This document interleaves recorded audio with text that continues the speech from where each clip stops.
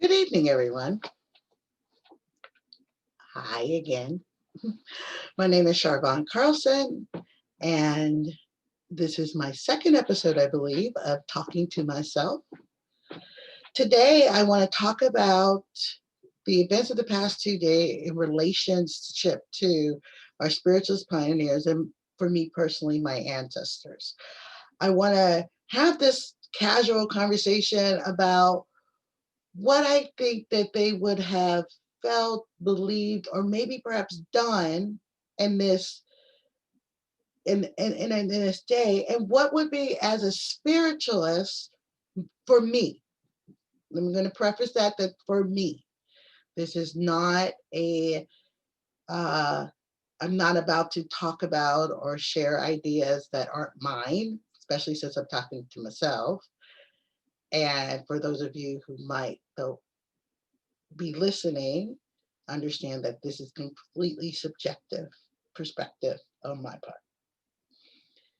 Um, so, with what has occurred in the past 2 days, which is the insurrection that happened at the Capitol building, what, as a spiritualist,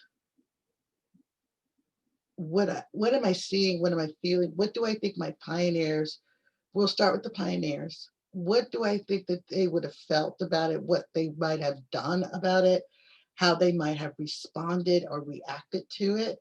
Because see, spiritualism is more than just being able to talk to those on the other side. Spiritualism also has a philosophy and has a religious angle to it as well. One, we believe in personal responsibility. We believe that we um, we believe, or rather we know, right, that we have the choice to do or not do what we do in accordance with natural law, physical and spiritual, but that these laws exist. The law of balance, the law of reciprocity, the law of attraction, the law, all of these laws governs our universe, governs our spiritual world and our physical world. And when we act in accordance with the law or not in accordance with the law, that is where our free will comes in. And that as being people who are personally responsible for our own actions, behaviors, thoughts, and beliefs, we are not exempt from accountability for our own actions, thoughts, behaviors, and beliefs. When I think about the spiritualists who I would draw on for thoughts on how they feel or where they would want to go with this, I think about, first off, I think about Reverend Nellie Mae Taylor. She was a woman who not only opened up her own spiritualist church and became a reverend and had a very successful church in Phoenix, Arizona.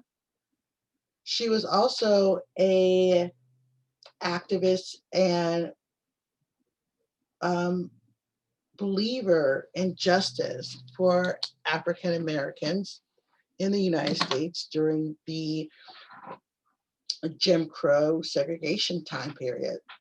She was born outside of Tulsa, Oklahoma.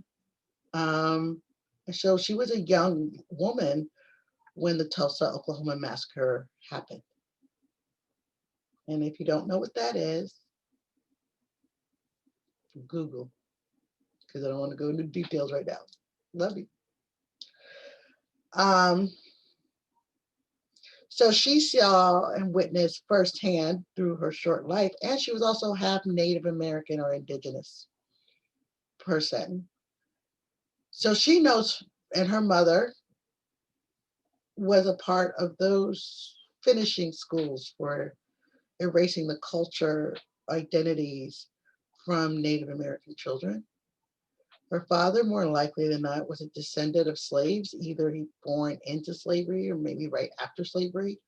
I don't have the genealogy in front of me right now to tell you which one it was, but I'm certain it was one of the two. So she had firsthand from birth understanding of oppression, of living in a world that looked at her as dirt beneath their feet, and tried to instill in her and her family's lineage that they didn't matter.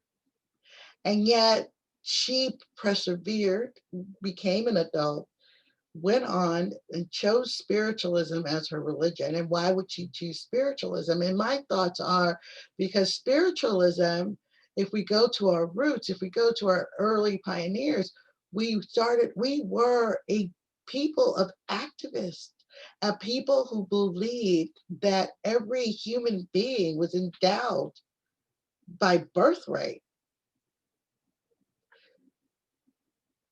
to be equal and possessed a divine spark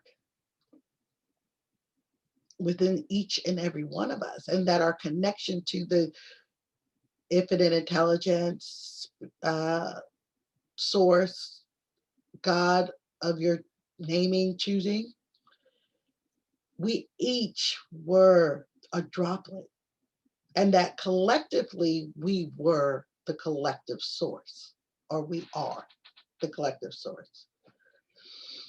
So it makes sense that spiritualism was where she would come to for comfort, to feel validated, to feel like she mattered because of our thoughts and beliefs. Unfortunately, at the time, however, this is about 30 years out from when they separated um, Black spiritualists from the white spiritualist organization. Um, Again, I'm not going to go into details of that. That's for another day. But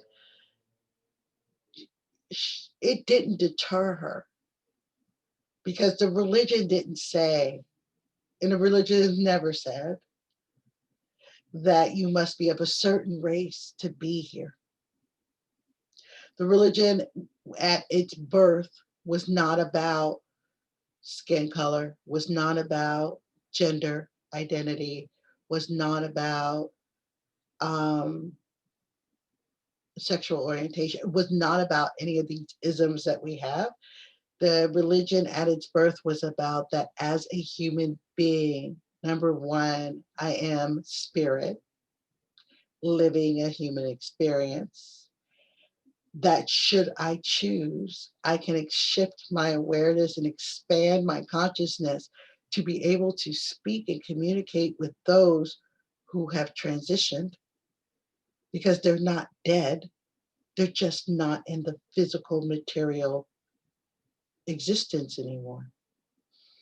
Three, that my life, I self-determine my life and how it goes. I don't need a savior. I don't need someone to die for me. I possess within my existence the power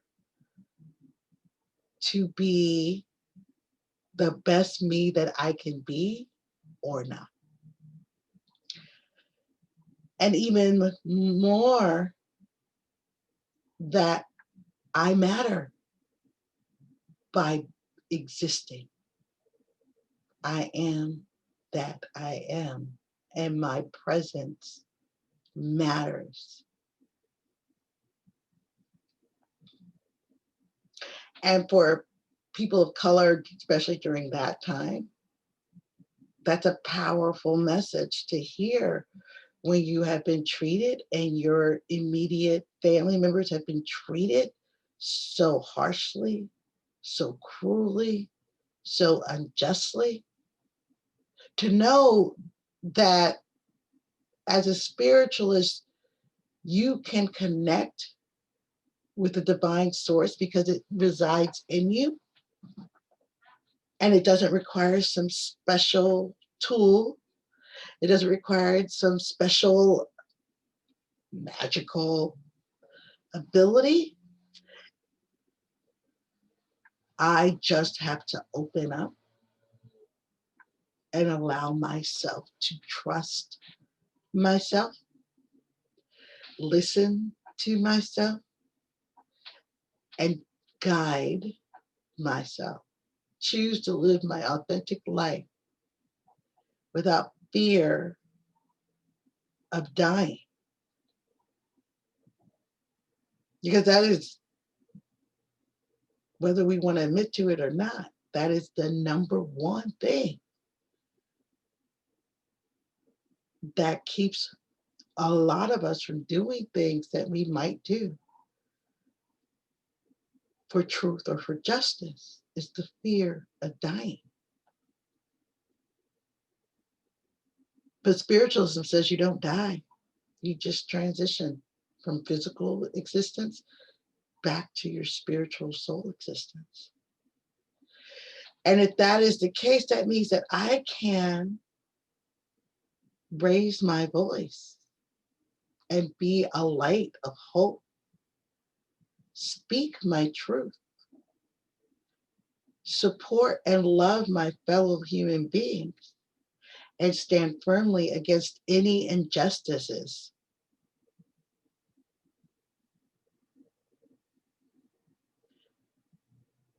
I am the activist. And Reverend Nellie Mae Taylor was definitely one of the activists in the 1960s. How she chose is that her church was the interracial spiritualist church, which meant it didn't matter what your skin color said, you were welcome. She was the activist who ran for office, who joined many activist organizations to fight for the rights and the freedoms and the equality of people of color.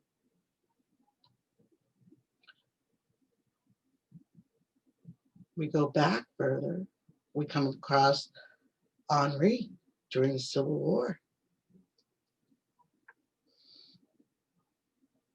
While it was a mediumship encounter phenomenon of seeing his dad's spirit after his dad transitioned, that brought him into mediumship, that brought him into spiritualism. When he sat down to form his circle, they were activists. They chose to use that time in circle with spirit to discuss, to elevate, to bring forth the truth of humanity. These circles were not just about attaboys and pat you on the back and say you're doing a good job. These circles challenged them to say, you will get out there and you will be the light of truth for those who are struggling to see. You will take care of the community. You will heal the people that are willing to receive your healing. You will not just sit here and gather and talk about it, but you will go from here and you will share and spread the love and light of the divine truth that we are all created equal and we all matter, and that the divine spark resides in each and every one of us. And so knowing that if your brother is hungry, you feed him. If your sister is thirsty, you provide her water. If your neighbor falls, you help them to stand back up. And no matter how hard those who cannot see that truth come against you, you continue to do your part, to be the light, to be the voice, to spread the truth, to fight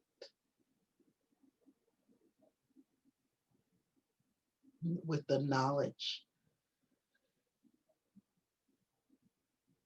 that you were given to you at that table. And that had to be a struggling time because that table was around during the Civil War and post the Civil War, where them as Afro Creole men and women were being mistreated, dehumanized, slaughtered for daring to say, I am equal, I matter. But it was the strength of being spiritualists, of knowing that they could connect and talk with those who had already transitioned to hear that you're right. We are all come from the same source. We are each other's keeper of each other's light.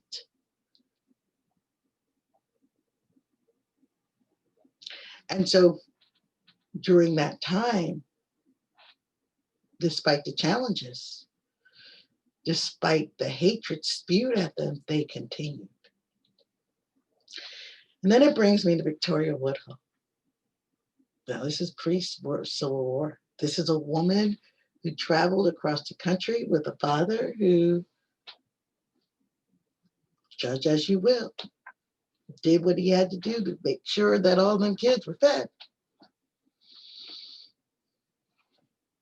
And a daughter who joined him on the circuit because all those kids needed to be fed.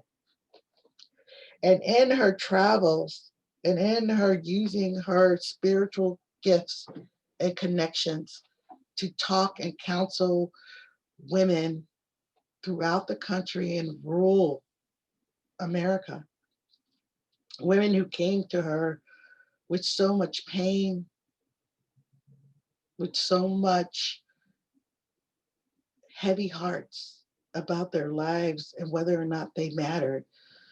Victoria did what she could to remind each and every one she came across that they matter. And when she got to New York, she decided to take it a step further and fight for those voices that she listened to for months, if not years, in her travels.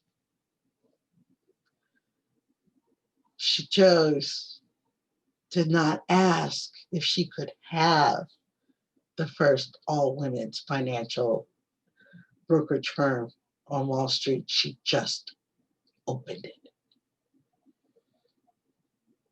She lended her voice to fight for those no one saw or listened to or cared about.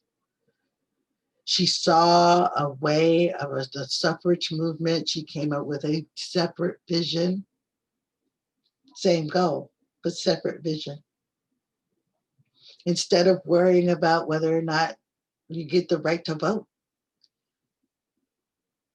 she was more worried about these women being fed spiritually, emotionally, physically. How can we provide them with an opportunity with hope that they can self-determine their lives? And she knew that for that to happen, the way the world, the country at that time viewed women and their roles needed a shift, and she chose to be that woman to step into that void. Now, there were other women who did as well from different perspectives, but hers was one that really said to me, I not only felt the pain, but lived the pain, understood the pain, and experienced the pain. But I chose in the end of all of that learning to do what I can for those who are in pain and for those who will come after me, may they not feel this pain. And that is a spiritualist way of being, in my opinion. I mean, as spiritualists, we know that life isn't easy, that being in the human existence is not this rose garden, that there are millions upon billions in our day and age today around us who are suffering, and even our own stories of pain and experience. But as spiritualists, as believing as we are as spiritualists, that we are endowed within our very being, the spark of the divine resides in each and every one of us. And we understand that sometimes we forget that for whatever reason. And when we become spiritualists, we're reminded you not only is the spark there, you have the oxygen to feed it and turn it into a flame. And if you serve and if you share, you could set it on the world on fire. And how do we do that? So Victoria Woodhull chose to use her proximity to privilege, male privilege, to show a different way for women to be in a world that kept telling them they couldn't be what they would choose to be. Henri chose to be a part of a circle, and spiritualists showed him to be what at the time no one wanted him that was white, European, wanted him to be. Cora Scott,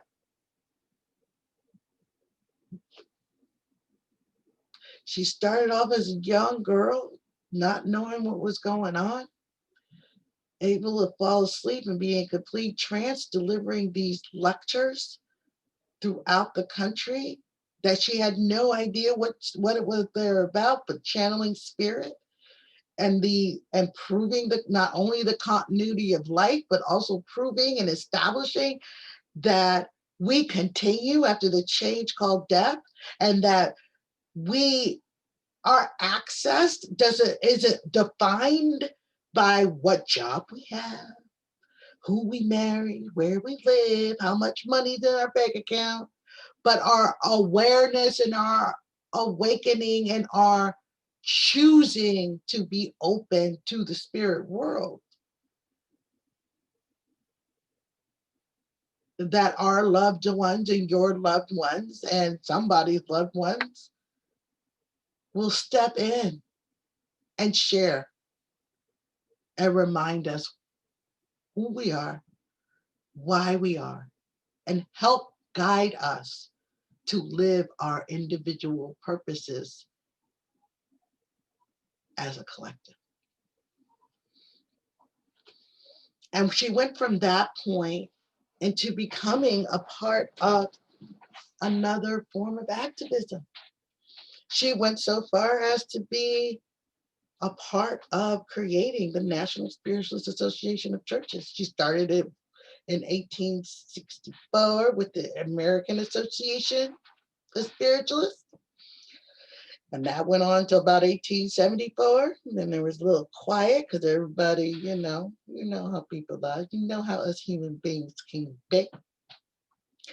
And then in 1893, she's like, we're going to do it again because we need to remind and have a space, a material space for people to be able to come to, who later would be Reverend Nellie Mae Taylor, who later would be a various group of people of all races, religion, colors, ethnic backgrounds, and cultures that would want to come and say, you say I matter.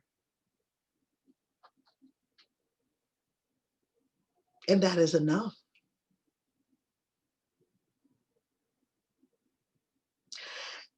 I even go back to our healers.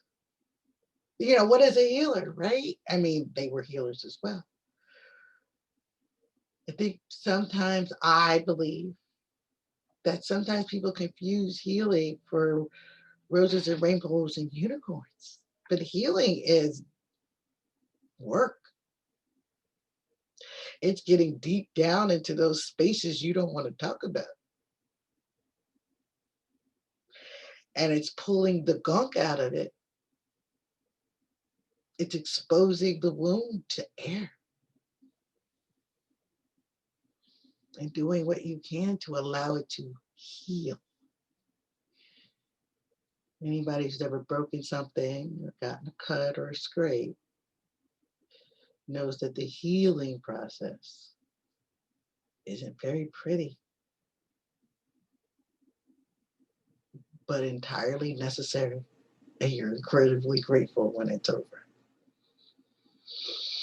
And hopefully you've learned a thing or two as you were getting to the other side of it.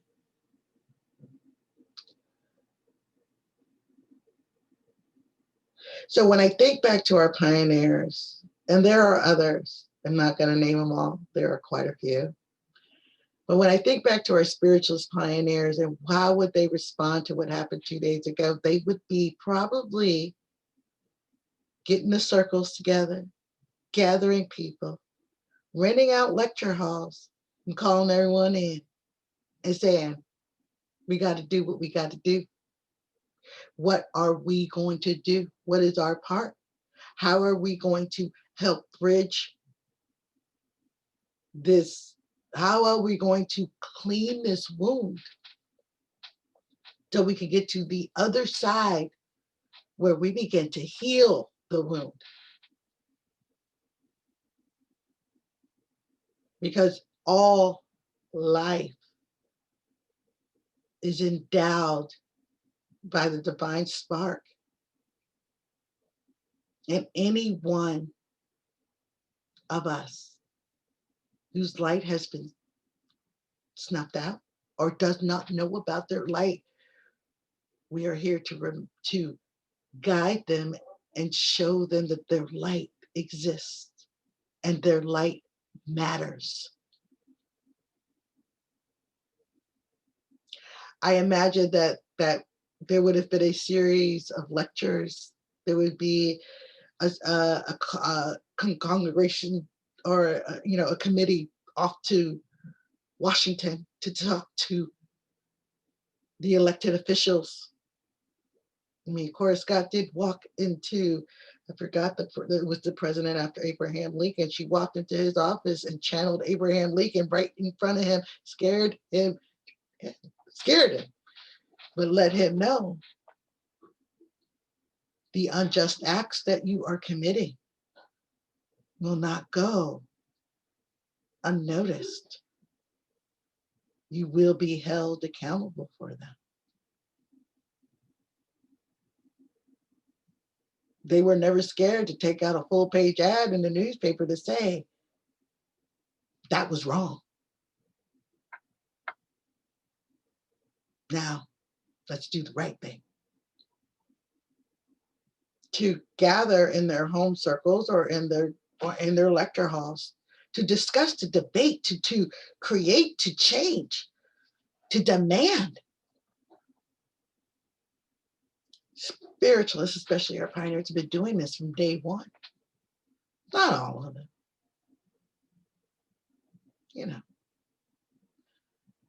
But the ones that we talk about, the ones that we revere, the ones that we name days after, did.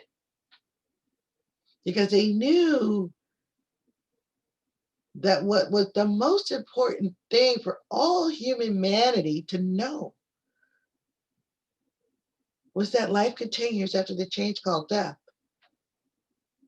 and that you are personally responsible for your happiness or unhappiness as you choose to obey or disobey nature's physical and spiritual laws. And that if you choose harm, if you choose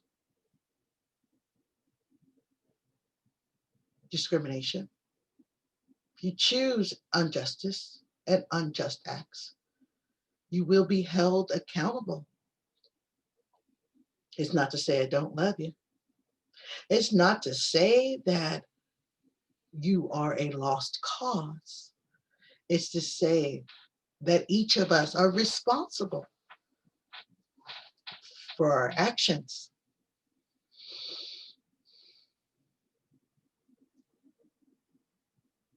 You're free to do what you will, but you're not free from the consequences of doing what you will.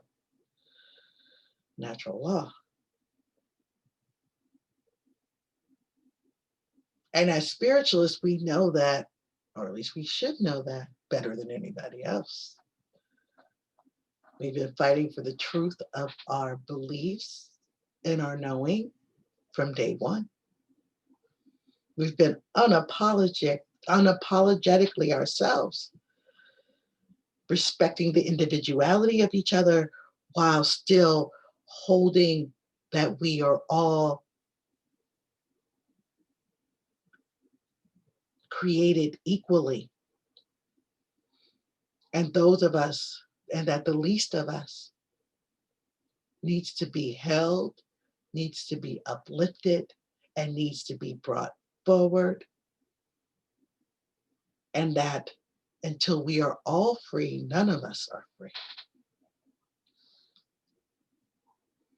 So I'd like to think that this past year, our pioneers are with us, because in a way, we're all kind of going through what,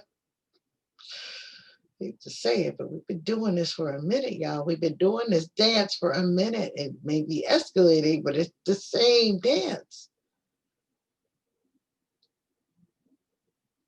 You see, and you're probably wondering why am I bringing in social injustice. Now, here's the thing. Are they really mad because they think the votes were stolen? Are they really mad because after all they did to suppress the votes of people of color, Black people specifically, that it didn't work?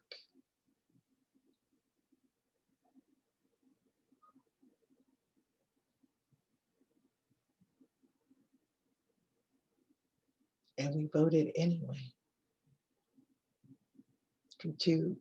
Since 1870, whatever year that was, or 80, or some of us 1965, which is long ago, people. Our vote, and then even today, our vote has been done everything they could to make it damn near impossible for us to make it to the polls. And we made it.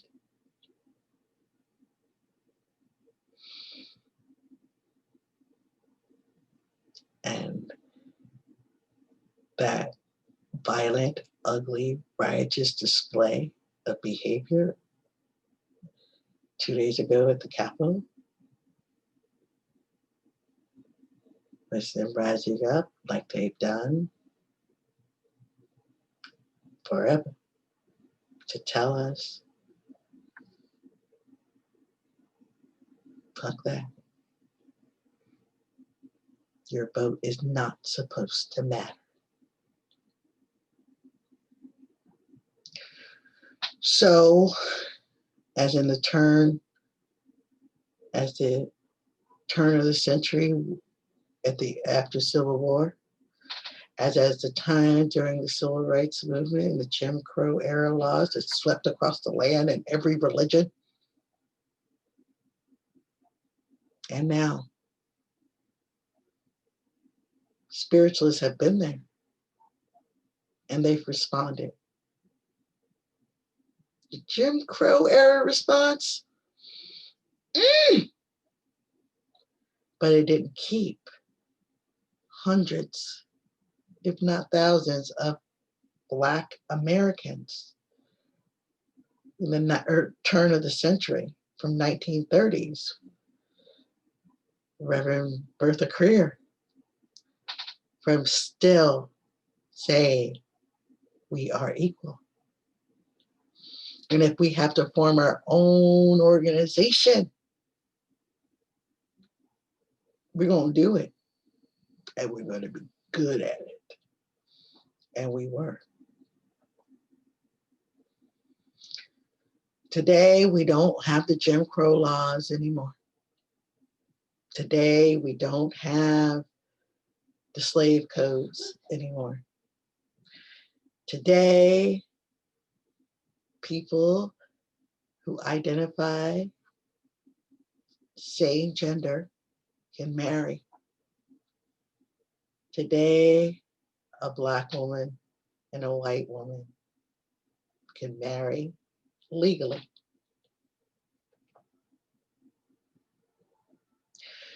And 2 days ago, there's a bunch of people who wanted to say, who wanted to take that all back and turn back the hands of time.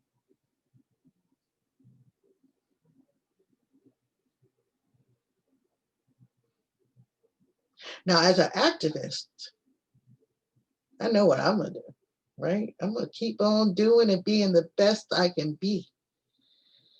As a person who has researched my genealogy, being a product of both the slave and the slave master, I know that I am still my ancestors' wildest dream by just being alive, by breathing every day, inhale and exhale. And as a spiritualist, and I look back to my pioneers, I know that they're proud too. They're like, yeah, girl, you get it. You know, we were never afraid to say what was on our mind and say it for 4 hours if we have to, and bring it back up.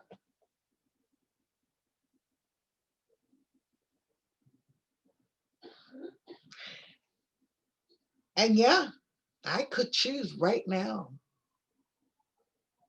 shift my awareness, expand my awareness, shift it to the spirit world and say, hey, you spirit, hey, Cora, what you doing?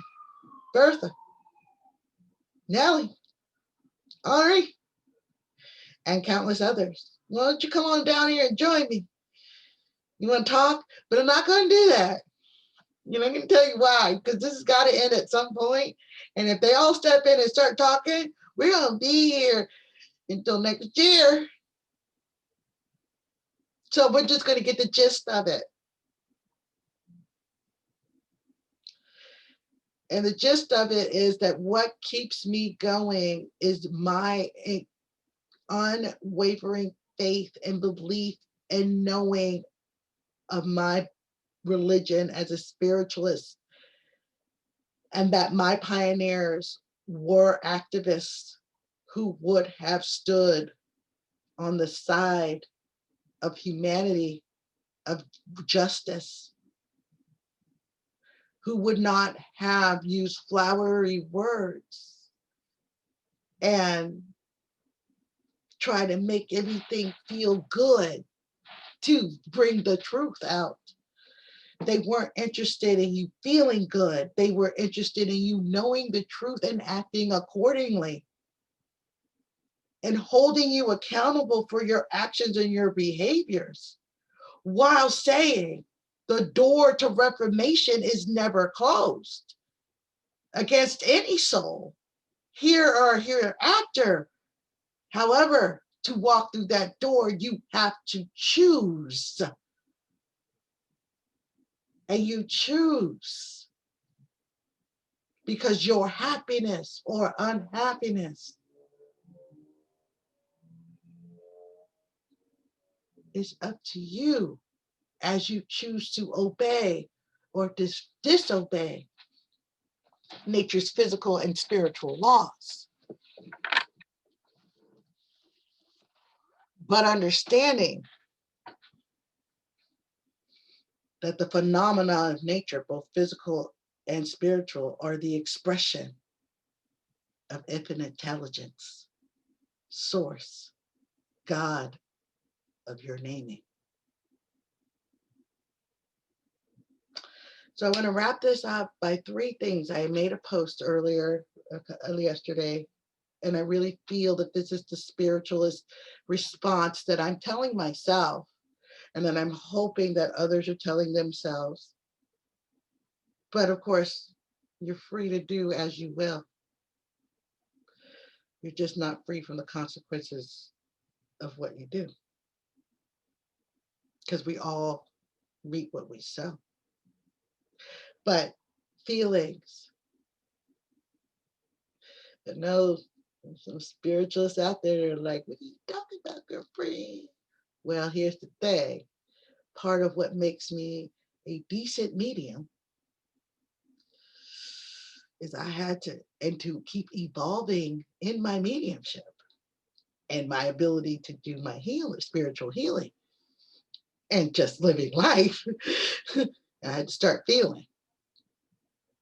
I had to acknowledge my feelings. I had to make room for my feelings. I had to give them a space and a home. I had to identify my feelings and own my feelings, knowing that they are mine. And in doing that, I had to take personal responsibility for my feelings because they're mine.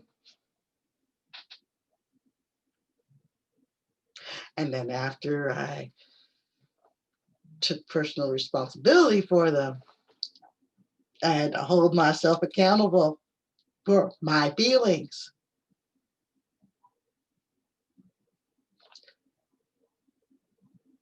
At the end, it was discovered that the feelings wasn't the problem.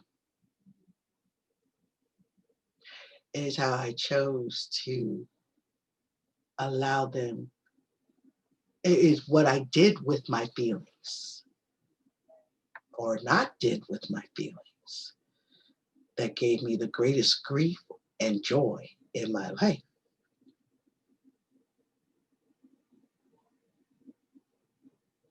Because no matter what, they were my feelings.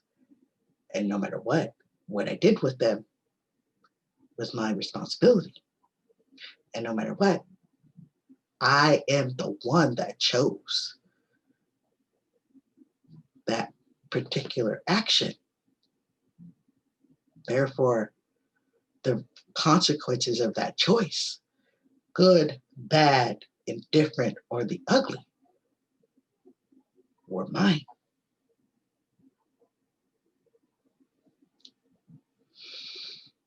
I feel strongly, passionately, deeply, firmly rooted in my core that we are equal. And that at the least of these things, I am to do no harm. On my lineage and as a spiritualist, I am motivated, driven, committed to fighting for that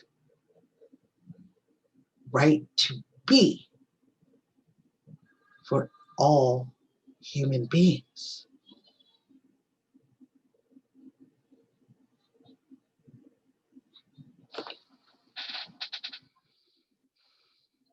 That's my personal responsibility piece. And my accountability piece is that no matter the backlash,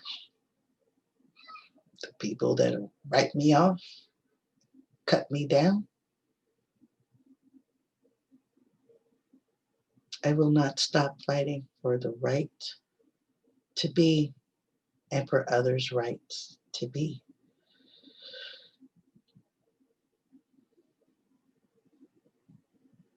If my sister is thirsty, I am responsible to make sure she gets water. If my brother is hungry, I am responsible to make sure he gets fed.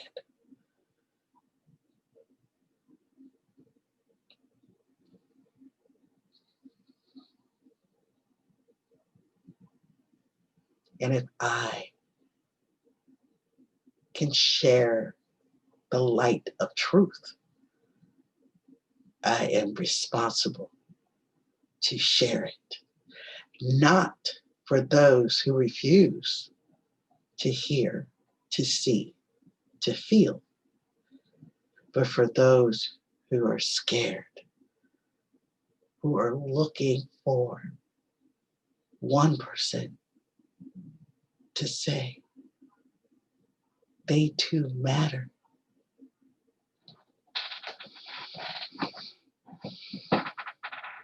I implore upon anyone who happens to be listening, especially my spiritualist people, before you all love and light it up, go back to your foundations, go back to your pioneers and read their words and know that it's more than laying hands, breaking through grandma, that we have a responsibility and an obligation as spiritualists, as knowing that we not only continue, but knowing that we are all possessed of divine spark, and knowing that the expression, we are the expression of the source, every single one of us, to do our part to lift and light the fires and flames and tiny little sparks of all of us.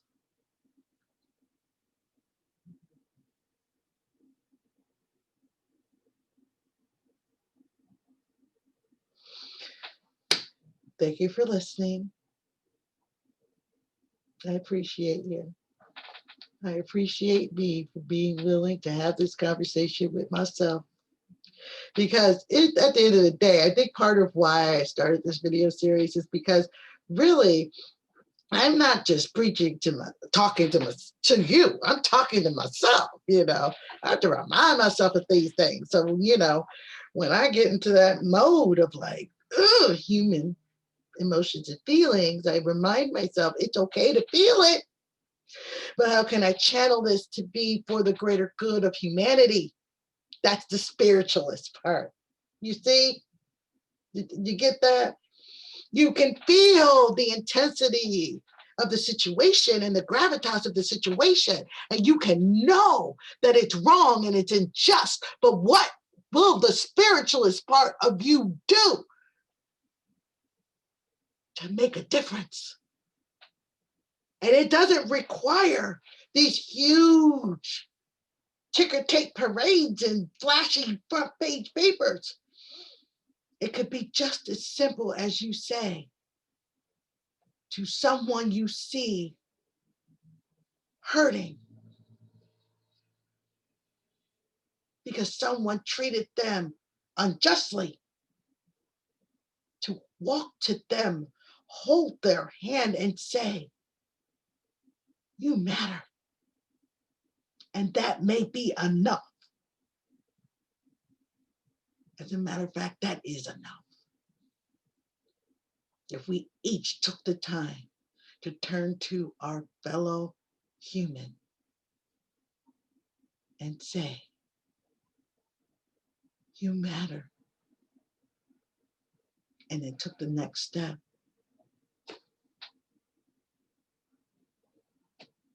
and acted on that,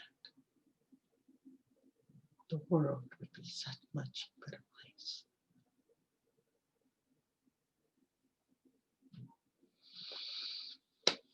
I matter, you matter. Thank you for listening. Next week, we will be moving back into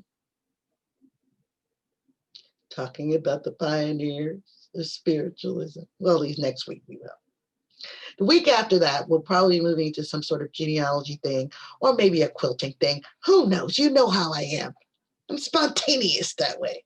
But no, I actually have a pioneer that I would like to talk to you about with a little bit of a compare and contrast. You'll see next week. I look forward to the next episode of Talking to Myself.